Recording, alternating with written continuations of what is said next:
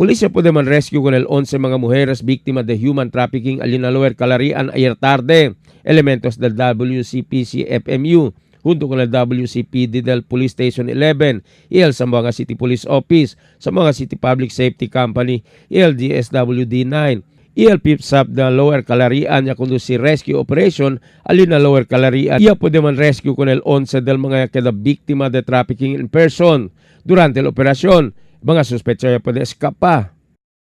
Actually, no, ang operation na ito ay tungkol sa trafficking in person po. Nag-rescue kami ng 11 TIP victims from different parts of the country.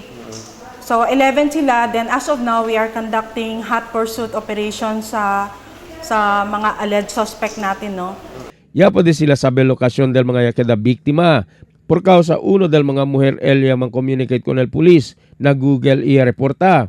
Elia tiene miedo kay para na Dubai era el de su destinación, pero porque Elia ginda aquí na ciudad de Zamboanga. Anong nagko-communicate kami ng nasa loob natin ng babae, no, yung isang victim natin, nagko-communicate siya sa atin, nagpaparescue siya sa atin kasi nga ang sabi nung ating victims is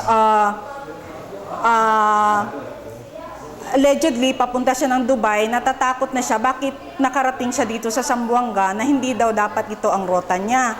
So meron tayong nag-inform sa atin na kung saan yung location nila. Then etong victim na to is continuous yung paglo-locate namin sa exact location nila dito sa Zamboanga. Estos mga biktima tiene un semana ta está ali na casa ng Lower Calarian. Ipasalida era sila esta noche para na Malaysia y ay anda daw sila para na Dubai para el promesa de trabajo. Con estos mga biktima liba para na Women's Shelter Area na DSWD-9.